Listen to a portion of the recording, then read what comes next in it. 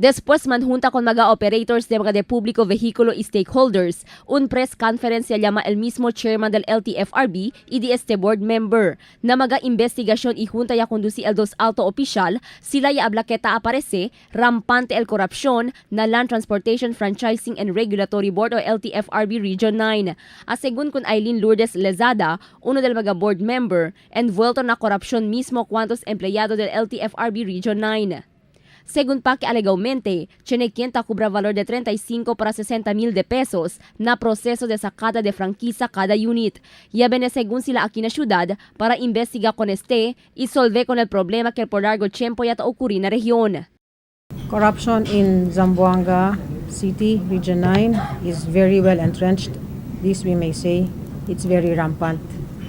It ranges from the franchises that some of the LTFRB employees are charging are from 35,000 to 60,000, depending on the kind of denomination. When you say denomination, it speaks of PUB, buses, PUJ, UV Express, or tourist transport.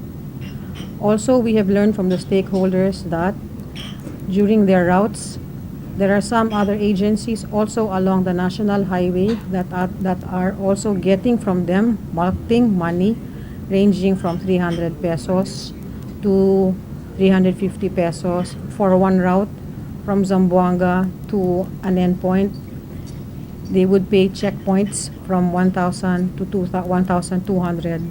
It is disheartening, but we need to address this fact that we have heard from the stakeholders, as they are in a very unfortunate predicament, but they don't have any choice but to play ball with those corrupt officials. We need to identify these officials, and we will be addressing them with the proper actions. Fuera con este aparece también que tiene un law firm na ciudad, alegadamente también envuelto na mencionado korupsyon. Y identifica también según mga informant con mga empleyado del agencia envuelto na anomalía. El investiga según el mga opisyal con este asunto y si sabe verdad este mga akusasyon, esperanzao enfrenta castigo y kaso mga persona envuelto. There are franchises or decisions coming out without supporting documents. There are new appropriations coming out without going through the process.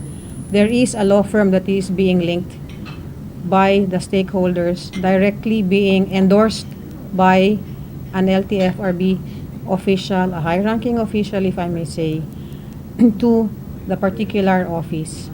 And we need to look into the data, the information given to us, because it is not only one but several stakeholders have identified the law firm and have identified the person involved. These are data, information given to us by the stakeholders, and we need to act on them because the operators are being made to pay huge amounts per unit. The amounts that I'm telling you, 30 to 60,000, is per unit. So if you have a franchise covering several units, if you have a bus covering if you have 5 buses and you're supposed to pay 50,000 per unit, really there is the corruption in this region is well organized, if I may say, but we need to cut it off. Además, ya revela también el dos alto oficial que tiene 257 franquicias na región, el llaman revoke o ya cancela. Este después descubrí que no hay este pasa na propio proceso y no hay también el approval del board.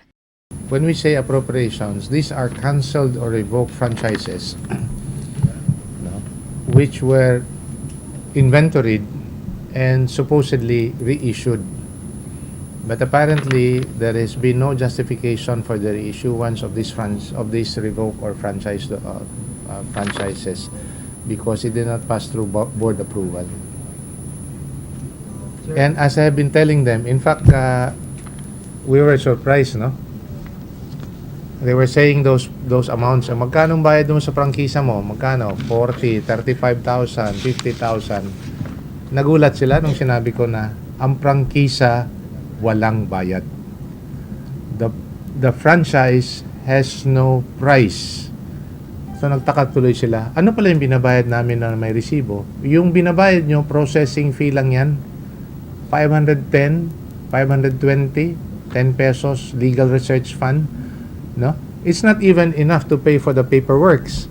But the franchise itself has no value. It has no price. Okay? And the only way that the franchise is a special privilege given to qualified and competent applicants or operators. Según a dos opisyal, el asegura sila que el chinemanada cambio na LTFRB na entero país, incluido el mag-revamp the regional directors na kada rehiyon. Bajo na administrasyon di Duterte, limpia según sila con todo mga irregularidad y anomalía ta okuri na kada opisina del LTFRB.